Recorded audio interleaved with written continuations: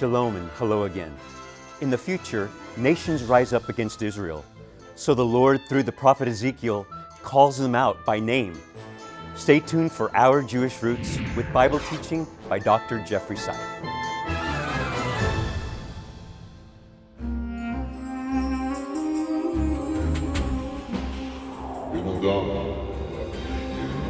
The Lord said unto Ezekiel, Son of man, can these bones live?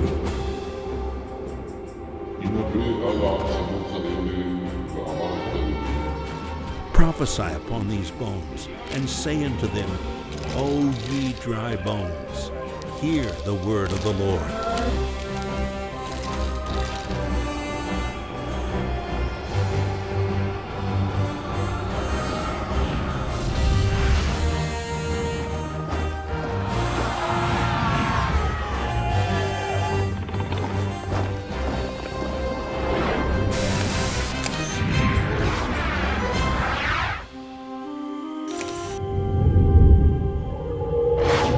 Ezekiel and the MidEast peace process. We are so glad you've joined us today. I am David Hart. I'm Kirsten Hart. I am Jeffrey Seif.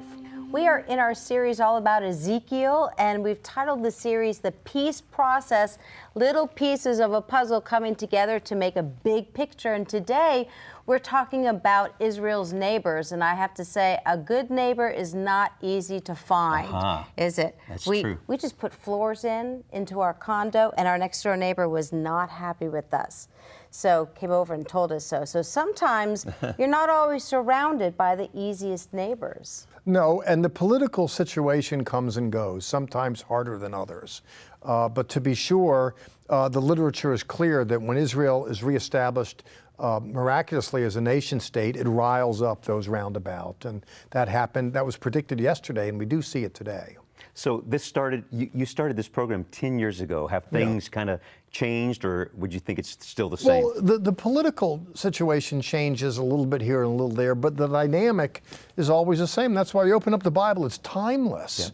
That what we see played out and predicted back then, we see it now. The leader of the party isn't Yasser Arafat, it's this person. Parties come and go by name, and principles come and go. But the overarching issue, Israel's presence invokes ire. But nevertheless, it's part of God's plan. It's a major piece to the prophetic puzzle. Yep. It is, and can I just jump in and say, Sure. I think you look better today than you did even back then. Look at that. You look good then, but you look really good now.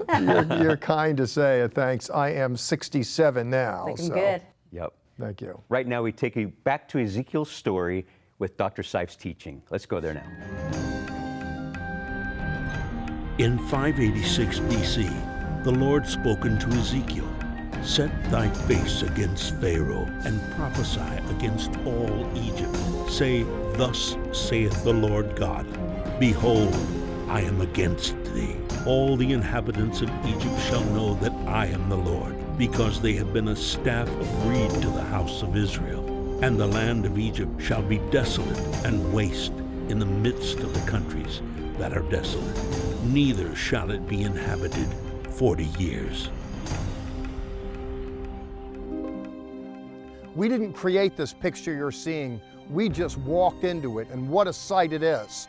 The prophet Ezekiel says, like this town here, that nation states that border Israel are going to be devastated. And why is that? Because there is a judgment brought to bear for their sins against God, for their sins against Israel. And the Lord is not a happy camper.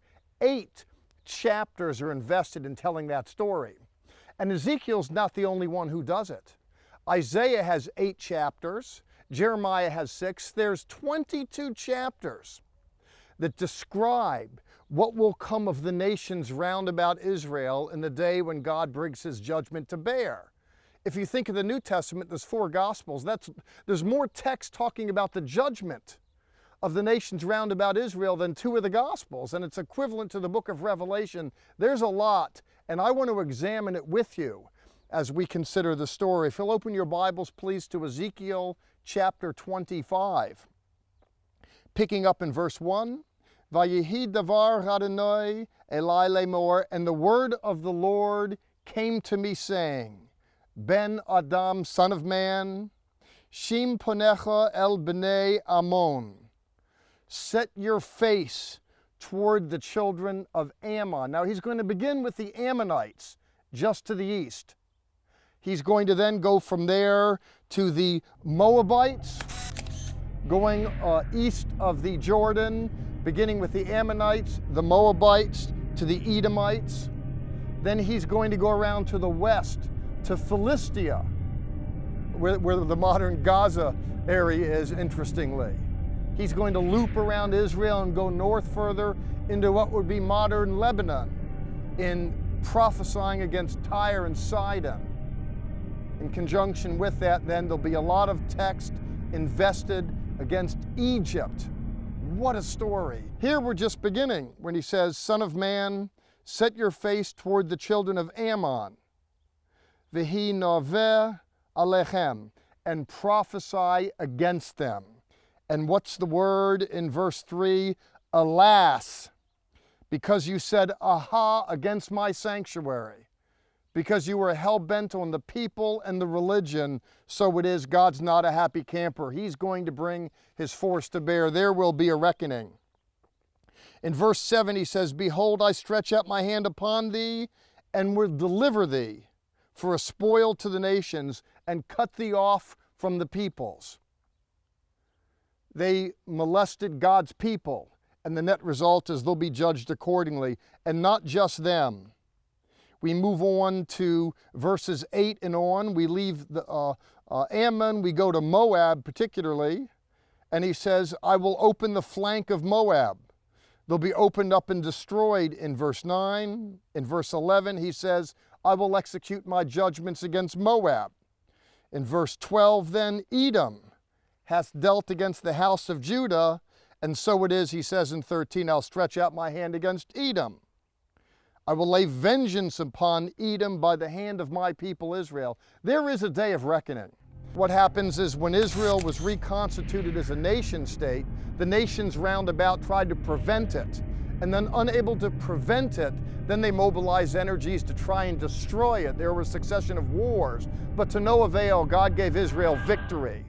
Absent being able to then take to the field with conventional armies, we have all of this, the war in the press and terrorism and people investing their angst against unarmed civilians. God is not a happy camper. And what happens is all this comes to an end. Speaking of coming to an end, before I bring this segment to an end, you'll find in verse 15, interestingly, where he says, because the Philistines have been given to revenge with disdain of soul to destroy because of an old hatred. He says, and lo and behold, that they will meet judgment as a result of their so doing. Now, those that occupy Philistia today, what would be Gaza, these aren't the actual Philistines of a bygone era. It's interesting, however, how the prophet sees trouble all around Israel. And this, strange as it might sound, is all part of Ezekiel's Middle East peace process as he looks at it one piece of judgment at a time. And the Lord spoke unto Ezekiel regarding the forthcoming judgment upon Jerusalem. Utter a parable unto the rebellious house. Gather the good pieces of meat, and fill the pot with the choice bones, and make it boil well. Rarely do my eyes alight upon such nothingness, such barrenness.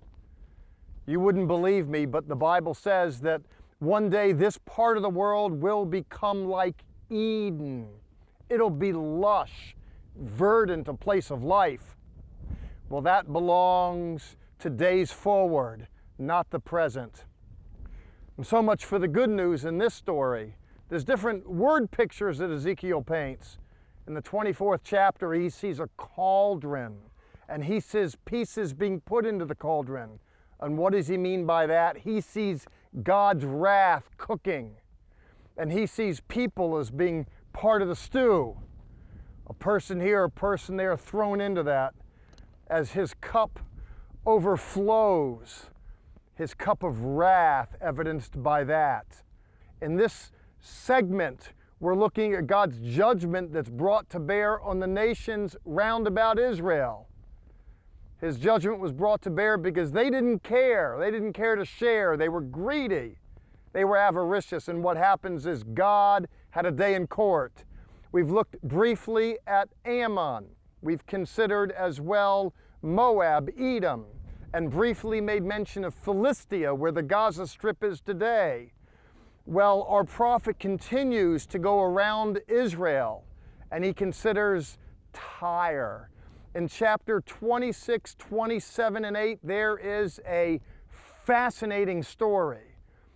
A considerable amount of text is dedicated to telling the story of judgment that would befall that part of the world where we have Lebanon today.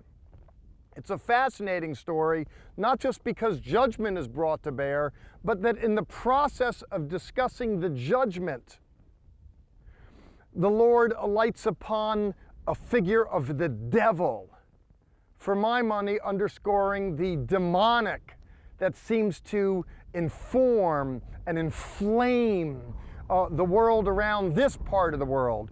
Well, so much for talking about the text. Here I want you to hear it. If you'd open up to chapter 28, verse 1 in Ezekiel, as we consider Ezekiel and the MidEast peace process. Judgment brought to bear here is one of the pieces to the puzzle. Vayihi daber Adonai Elai lemor. And the word of the Lord came, saying, Son of man, speaking to the prince of Tyre, he says, because your heart is lifted up, and you say, I am God, and I sit in the temple of God.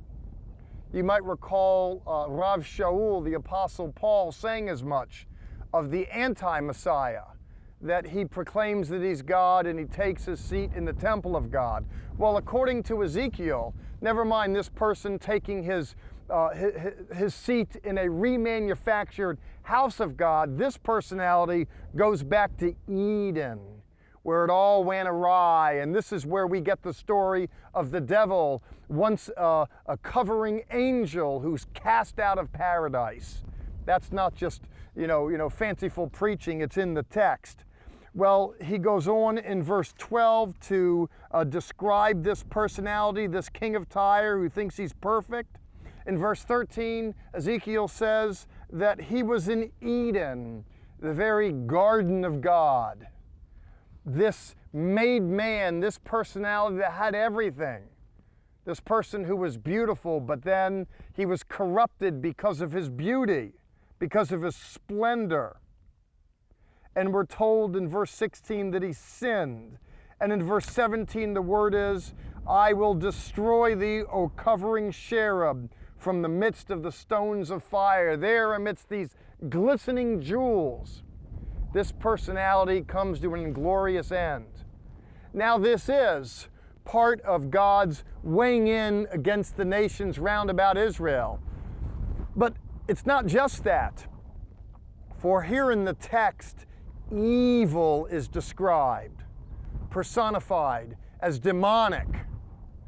The evil that goes back to the very beginning of time, it seems, is going to remanifest at the edge of time. And this is part of the Bible story, and it's part of Ezekiel and the MidEast peace process.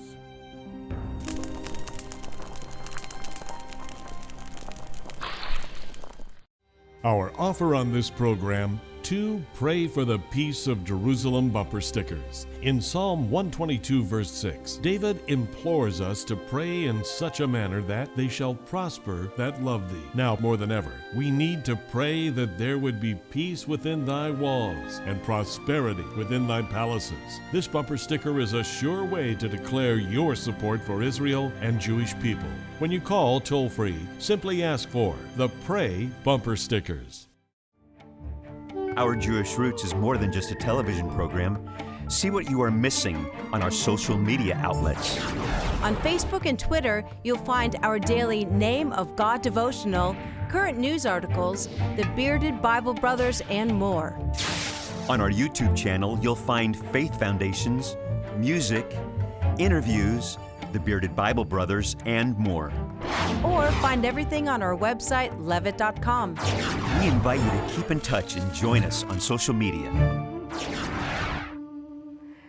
I have to admit this, I'm a woman that likes a deal. So if I can get 2 for 1 or 3 for 1 or some samples thrown in, I'll take it. And that is what we love to give our viewers on our social media sites. We throw in extras. We throw in free bonus shows and programs and articles. So find us at Our Jewish Roots if you like a 2 for 1, 3 for 1, and some bonus items. You hear us say this weekly, and we mean it from the bottom of our hearts. We thank you for allowing us to do what we do every week, sending us to Israel, Dr. Seif to Israel. We could not do any of this without your financial support, so thank you so, so much. Right now, we go back to Israel for more of Ezekiel's story. The Lord spoke unto Ezekiel and told him to mark 2 roads for the approaching king of Babylon. One of the road signs would point to Ammon, the other to Jerusalem. Nebuchadnezzar would in fact choose to march against Jerusalem, and God would condone it as judgment against Jerusalem's transgressions. In time, however, God's wrath would also be turned towards Ammon. In another life as a police officer, I had ample opportunity to stand in an intersection and decide who goes and decide who comes. And I tell people, hurry up and make that turn. Well, in chapter 21 of Ezekiel, the prophet sees himself, or he sees an intersection where someone has to decide where they're going to go. But in that case, wherever they go, what's on the menu is to go and to rape, to kill and to plunder. And why is that? Because the engines of war are turned on. God's judgment is brought to bear against Israel because of Israel's sins. God's judgment is brought to bear against the nations round about Israel. God is showing himself tough. What's interesting about Ezekiel isn't just that God shows himself tough, but the restoration motif. But I'm getting ahead of myself a little here. I want you to look in chapter 29 of Ezekiel with me. We're looking in verse 2, but going up to it, Daber Adonai Eli Lemor, the word of the Lord came unto me, saying, Ben Adam, son of man, Sim ponecha al Paro melech Mitzrayim, set your face against Pharaoh, king of Egypt. V'hinorveh alav, and prophesy against him, V'al Mitzrayim kula, and against all Egypt, and say, thus saith the Lord. And what does he say? He says what we don't want to hear. He says, quote, in verse 3, behold, I am against thee, Paro melech Mitzrayim. I am against thee, Pharaoh, king of Egypt. And he says in verse 4, I'm going to put a hook in your mouth and bring you up. What does he mean by that? He compares him in verse 3 to a great dragon here in the Jewish translation, better a crocodile. There's a croc in the Nile, and what happens, Lord says, I'm going to come and grab you, put a hook in you, and bring you up, take you to the banks, and throw you upon the dry ground. This is imagery here of Egypt taking a hit. What's interesting, in Ezekiel, all the nations round about Israel take a hit. They invoke God's ire, and they're judged because of it. Why? Because they're hell-bent on molesting Israel. And there is a day of reckoning. There is a day in court. God says he's going to show himself strong on behalf of his people at day's end. To quote then in verse 6, why does he do it? V'yodu kol yeshvei Mitzrayim ki ani Adonai, that all the inhabitants of Egypt might know that I am the Lord. I find it fascinating personally, some 90 times in Ezekiel, God, who's showing himself tough, does so in order that the world might know him. While God shows himself tough, the miracle isn't as much in the toughness as much as it is in the way that God shows himself gracious in the wake of the great conflagration. When one looks at Ezekiel and the MidEast peace process, we see that for Ezekiel, the pieces of the puzzle, when they line up, he sees war. It has applications in antiquity. It has applications in modernity as well. It seems that tensions in this part of the world revolving around Israel play themselves out door to door from generation to generation. And not just in the Ezekiel text in a bygone era. If one looks at the Johannine revelation, written by John the Revelator envisions that at day's end there's a climactic war, and it culminates with a comparable image. He sees here the devil as a serpent, a scaled creature, and the Lord takes it by the throat and drags it and throws it in the pit. Finished. And then there's a cessation of hostilities. There's the season then when nation will not lift up sword against nation, neither shall they learn war anymore. Well, when we look at Ezekiel and the Middle East peace process, the steps toward the lasting peace entail disequilibrium as the engines of war turned up. So much for the bad news. As we follow this series, we'll consider the good news as God rejuvenates a world that's devastated by social unrest, political intrigue, and war.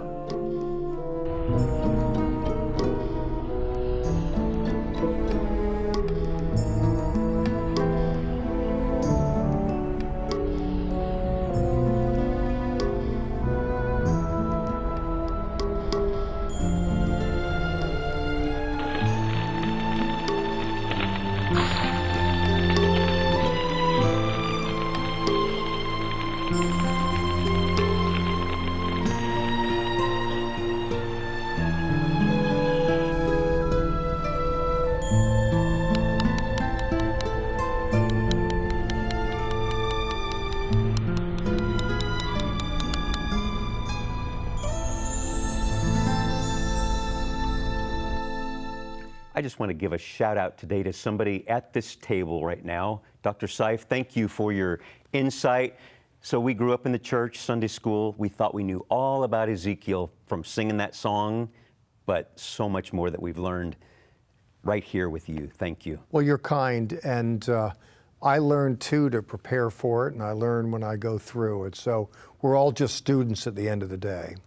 Can I say something? Am I allowed to? Look at my fingers are tapping. We talked today about God's judgment on the neighboring countries, but didn't God use those countries to teach Israel a lesson, should I say? God's wrath was used through those countries, and now they get in trouble for doing what they were supposed to do? It's a great question. God can use everything and anything. All things work for the good. And, nothing escapes God's attention. So, yes, they do wrong and they're punished, but even with bad motives, God can use people to accomplish His good purposes. That's why we survive at the end of the day. That's how we get through. There are individuals that are not kindly disposed toward us. They'll face their reckoning for what they've done, but God has a way of still guiding us into the future with all the ups and downs that go along with it. Sounds like the word might be restoration, hope for all of us. I think that's an extremely important theme in Ezekiel, and that certainly manifests as we go through the book. I mean, it's one thing to restore a life, and that can be very challenging, and God is in the business of doing it. To restore a nation, a collective of lives and clans, is much more challenging, because the good Lord does it. And in the countries, I'm going to jump back. So is it true that the countries fulfilled what God needed them to do, but they took more liberties with the Hebrew people than they should have? Were they rougher on them? I wouldn't say more or less. I wasn't there. But you do find the question is raised earlier in the Bible with Pharaoh. On the one hand, it says in the literature that the Lord hardened Pharaoh's heart toward the Hebrews, and then he was punished later for the hardness of heart. It's the same kind of thing. Why does God do it on the one hand and then punish if he was involved in it? But the argument is, while it is true he hardened his heart, it was hardened in the shape that was already there, and Pharaoh was responsible for it. That is to say, whatever that man was, he was. And then he was punished as a result of it, but God still used it for his own good purposes, oddly enough. It's crazy, isn't it? It really his is. ways really are higher than our ways. They we are, don't understand. and we all run into difficult people in life, and it's hurtful. And I should say as well that we all have friends as well. You know, if you're getting beat up a little bit, you just think of those that are that seem to be unkindly disposed toward you. I want to thank you for those that are kindly disposed toward us, and I say that because, you know, television really isn't cheap, and you may not really be rich. Neither are we, quite frankly. But we get along because you care to share, and I want to thank you for that. And I want to remind you there's a blessing in that. If you're at a place where you do want to sow some seed into gospel ministry, if you find us worthy, please, before this program gets away from you, please, if the Lord's inspiring you to do so, pick up a pen, make out a check, make a phone call, give us a call. It costs a small fortune to get these programs on the air, never mind to produce them, and we wouldn't be here if you weren't there. Thanks for the teamwork and the friendship. I have to tie up we're talking about it's not an easy topic about God's judgment, but I keep going back to what he says many times, I believe, in Ezekiel, that I am for you, not against you. To always remember he has our best plans laid out for us. Yes, and he wants to show himself strong, you know, around 90 or so times. Through what God does in the world, that the world might know me. Right. There's a sense in which he shows his power through his getting his purposes done in the world, difficulties notwithstanding. Next week's program, I would call it Wild and Crazy, all about the dry bones. Yeah, next week's program's probably the best in the series. You don't want to miss it. It's just a fantastic story. It's miracle all over it. Yay. Time to go. We have to wait till we get to it. It's time to go, like the man said, but as you go, Sha'alu Shalom Yerushalayim. Pray for the peace of Jerusalem.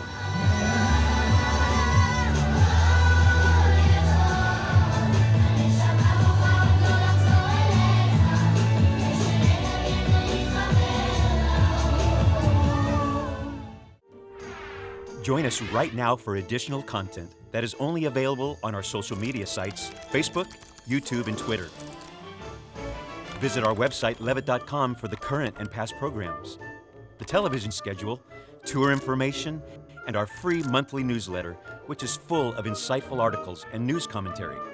View it online, or we can ship it directly to your mailbox every month. Also on our website is the online store. There, you can order this week's resource, or you can always give us a call at 1-800-WONDERS. Your donations to Our Jewish Roots help us to support these organizations as they bless Israel. Please remember we depend on tax-deductible donations from viewers like you.